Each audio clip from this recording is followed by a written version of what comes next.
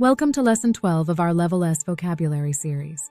Today's words are a mix of emotional tone, personality traits, and abstract concepts that often appear in challenging reading passages or essays. As always, we'll use a key phrase with each word to help you remember it. Let's dive in. We'll start with adulation, and the phrase is adulation of the fans. Now, adulation means extreme praise or flattery, almost to the point of worship. When we talk about the adulation of the fans, we're describing fans who don't just cheer, they idolize someone. This could be a famous actor walking down the red carpet, or a sports star being swarmed with cheers and admiration. You might hear, the celebrity enjoyed the constant adulation, or his speech was met with embarrassing adulation from his followers, meaning it was almost over-the-top praise. Next is benign, and our phrase is a benign son, or a benign tumor. This word can have different meanings depending on context, but in general, benign means kind, gentle, or not harmful. When we say a benign sun, we're describing sunshine that is warm and pleasant, not harsh. When a doctor says it's a benign tumor, they mean it's not cancerous, not dangerous. Other examples. She had a benign expression, meaning her face looked kind and non-threatening, or the environment here is benign for plant life. Now let's look at denounce, as in denounce the crime. To denounce something means to publicly condemn it or criticize it harshly. So when someone denounces a crime, they're standing up and saying, "This is wrong and I'm against it." It's often used in politics, media, or justice. You might hear, "The president denounced the act of violence," or "They denounced the company's unethical practices." It's a strong word that shows disapproval, especially in a public setting. Next is elusive, and the phrase is an elusive quarterback. Elusive means hard to catch, find, or understand. So if a quarterback is elusive, it means he's constantly dodging tackles, slipping away from defenders. You can't pin him down. This word can also describe ideas or answers. For example, the solution to the problem remained elusive, meaning they couldn't figure it out.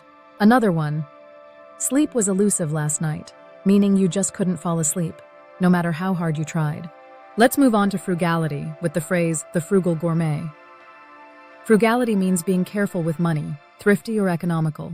A frugal gourmet might sound funny at first because gourmet food is expensive, but it could describe someone who eats well but still watches their budget. It's about using resources wisely, not being wasteful.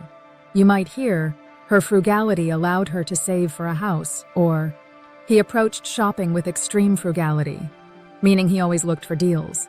Now we come to indiscriminate, and the phrase is, you should read indiscriminately. To do something indiscriminately means without careful choice or judgment. So if someone reads indiscriminately, they're reading anything and everything, blogs, newspapers, novels, science journals, without focusing on quality or category. It can also be used in a negative sense, like, the soldiers launched an indiscriminate attack, meaning they didn't care who got hurt. Another one, she made indiscriminate purchases, meaning she bought things without thinking carefully. Next is misanthrope, and the phrase is an evil misanthrope. A misanthrope is someone who hates people or avoids society. An evil misanthrope might be the kind of character you find in movies, isolated, bitter, always assuming the worst in people. It comes from Greek roots, mis meaning hate, and anthropos meaning man or humanity. You might say, he became a misanthrope after years of betrayal, or the novel's main character is a cynical misanthrope who trusts no one. Now we have precarious, with the phrase, a precarious investment. Precarious means risky or unstable, something that could easily fall apart. A precarious investment is one that might bring big returns, but could also lead to big losses. It also applies to physical situations. For example, he stood on a precarious ledge, means he was in a dangerous position. Or their financial situation is precarious right now, meaning they're on shaky ground. Let's take a look at resolve, and the phrase is a firm resolve.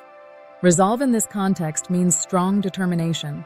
If someone has a firm resolve, they've made up their mind and they're not backing down.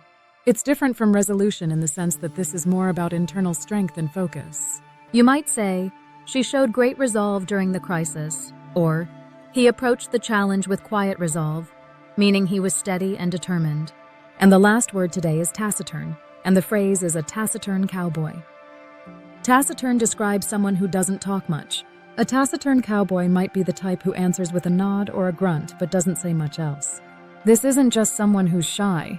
It's someone who consistently keeps quiet. Other examples. He was a taciturn man who kept to himself. Or, despite her talent, she remained taciturn in interviews, meaning she preferred silence over conversation. That wraps up Lesson 12. These words can make your writing more precise and your reading comprehension sharper. Try using each one in a sentence of your own today. And don't forget to practice with the anchor phrases we focused on.